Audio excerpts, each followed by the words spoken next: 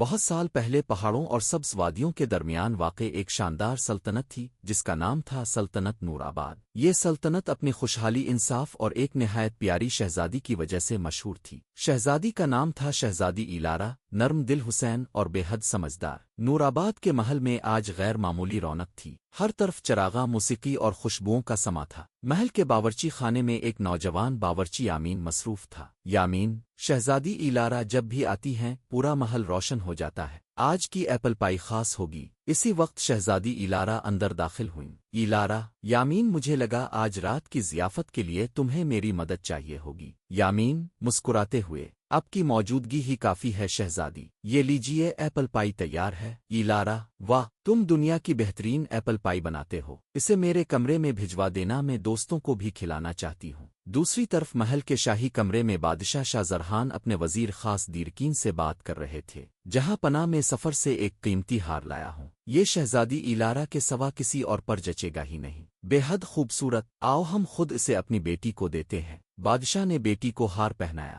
سب خوش تھے مگر کوئی نہیں جانتا تھا کہ یہی ہار ایک خوفناک راز چھپائے ہوئے ہے۔ اسی رات ضیافت کے بعد شہزادی ایلارا اپنے کمرے میں سو گئیں، لیکن اگلی صبح وہ جاگ نہ سکیں۔ ڈاکٹر، حکیم، جادوگر سب آ گئے مگر شہزادی گہری نیند میں تھیں جیسے رکہیں اور قید ہو۔ مہینوں گزر گئے، کبھی کبھی ان کے لب ہلتے جیسے کچھ کہنا چاہ رہی ہوں مگر آنکھیں نہ کھلتیں۔ آخر ایک بزرگ حکیم نے مشورہ دیا، حکیم، شہزادی زندگی اور موت کے بیچ ہیں، انہیں ایک مقدس حفاظتی صندوق میں رکھنا ہوگا، شاید روح واپس آ جائے۔ چاندی اور قدیم لکڑی سے ایک خاص صندوق تیار کیا گیا، ہر رات ایک سپاہی پہرا دیتا مگر ہر رات وہ چیختا ہوا بھاگ جاتا۔ افواہ پھیل گئی، شہزادی میں کوئی آسیب ہے۔ ایک دن پہرا دینے کی باری آئی نوجوان سپاہی افراز کی، وہ کمرے میں داخل ہوا سرد ہو گئی، صندوق ہلکا سا لرزا مگر افراز بھاگا نہیں۔ اس نے شہزادی کی مدھم کرا سنی۔ افراز، دل میں یہ آسیب نہیں، یہ درد ہے۔ افراز نے بادشاہ سے کہا،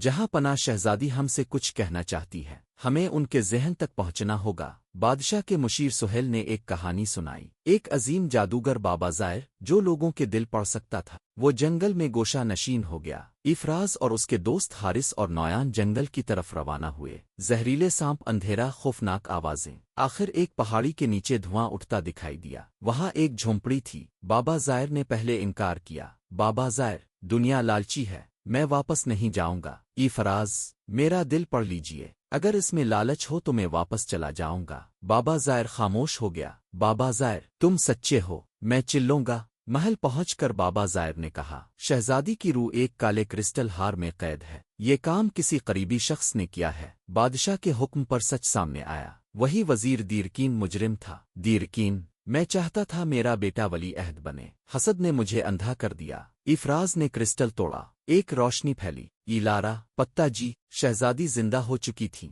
بادشاہ کی آنکھوں میں آنسو تھے۔ دیرکین کو سزا ملی، بابا زائر واپس جنگل لوٹ گئے اور افراز، اسے شاہی محافظ کا سربراہ بنا دیا گیا۔ نور آباد میں پھر خوشیاں لوٹ آئیں۔